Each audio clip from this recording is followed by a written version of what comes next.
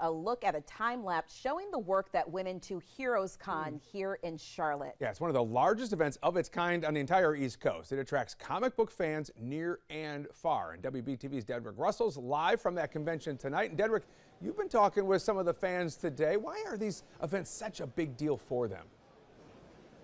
Well, Jamie, simply put, fans say coming to Heroescon is like coming to a family reunion, a family full of different shapes and sizes, a family with costumes or no costumes, a family with lightsaber or no lightsaber, but simply it's a family that's full of diversity.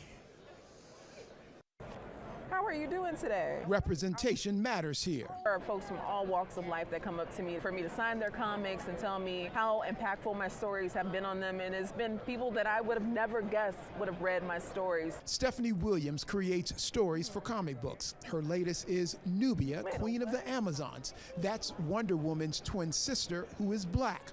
Williams got hooked on comic books at an early age. She wanted to tell stories of people who look like her.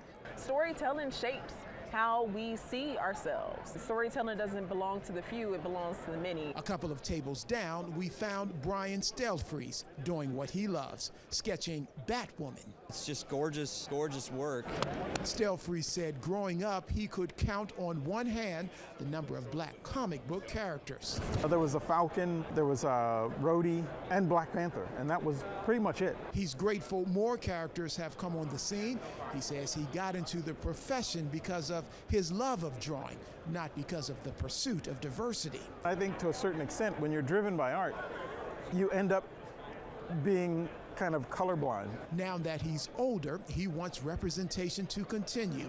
He realizes he is now the path to make that happen. I can be the inspiration for others the way that a lot of actual white guys were the inspiration for me. So I think that's a cool thing. I've never felt excluded. This black female forgot to use her secret identity. She skipped work to be here. Please don't tell my boss.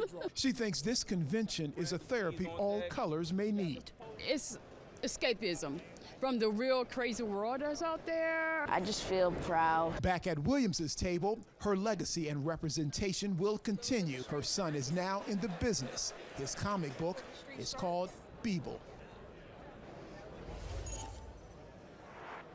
And here's a copy of that comic book. You know, Beeble, he fights tornadoes, and he's already made about $200 selling his comic books. Now, organizers here tell me that diversity is stressed here at Heroescon. Why?